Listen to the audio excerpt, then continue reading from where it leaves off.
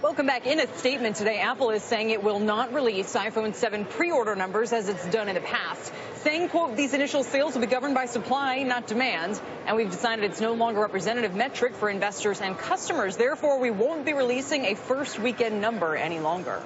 Oh, let's talk about that and other things involving Apple. Joining us, Shawn Carolan from Menlo Ventures and Andrew Martinek from Android Central. Good to see you both. Thanks for joining us. Shawn, I mean, they did this last time, I think, the last model. They didn't release the figures. Should we make anything of that? The initial sales figures? No, I don't think so. Apple, decides what they want to release and what they don't, and I think it's a great device. We'll see what happens. What do you think about the argument that this time is different, that supply somehow wasn't governing things in the past, or that this metric is no longer relevant?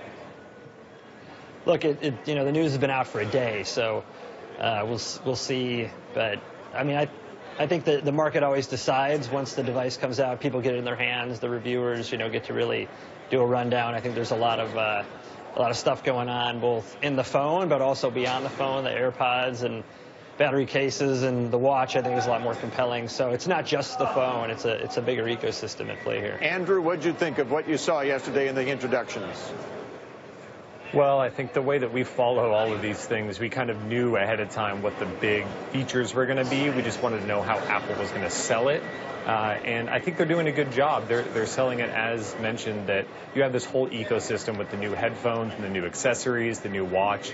It's a compelling program, a device portfolio. But the thing is, they always come up short. They can't make as many as people want. And that's a good problem to have, no matter what size you are. What do you think about Android, Shawn, and the Galaxy Note 7? And it got a lot of positive reviews before it had the incidents with those fires. Galaxy is a great device. Android is a great operating system. The market share numbers are out, and Android is in the lead, but a lot of that is, less expensive phones. But Apple iPhone is still the premium device. I'm not expecting big market share shifts because of this thing. I mean, it's fairly stable. There's a couple viral features that are interesting. The iMessage app store is interesting, and then this kind of speakerphone mode, where the phone's supposed to actually replace a Bluetooth speaker. That could get other people to buy, but I haven't actually heard that yet to see what the difference is going to be. But it's interesting. I was going to ask if iPhone is the premier device on the market, Shawn, because the reviews, for example, in the journal, basically say, you look at the iPhone relative to the screen quality and width and everything that's on a Samsung device now, and the reviewers just don't sound like they're talking about the most exciting, innovative, premier product on the market anymore. That's, I think, the difference between reviewers and consumers, is consumers will buy what works best for them, and there's a lot of subtleties with regards to usability and the software and how easy it is to use. The numbers speak for themselves. If you look at developers, obviously we do a lot of business with as a venture capital firm. The developers will always fund application development for the iPhone first and then for Android, because Apple customers pay the most money for their apps and use them the most and that sort of thing. Andrew, the build-up buzz was all about the virtual jack. Now it's about the AirPods. What do you think of those things?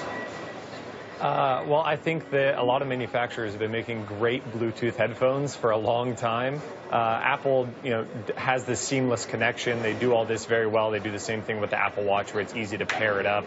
But in the end, I don't think that the AirPods are going to be selling any iPhones. I think in the end, that's going to detract away from the iPhone, if anything. Now, a lot of people are still going to buy the iPhone, but I think that anybody that was kind of on the fence, they're going to look at this and say, oh, well, now I have to buy some extra wireless headphones or some different lightning wired headphones. And if I'm going to buy different stuff and switch over, well, maybe I'm going to consider something else that I was already considering, and that's going to be Android. All right, gentlemen, thank you. We'll leave it there. Shawn Carolan and Andrew Martinek talking some Apple. Those shares are under pressure.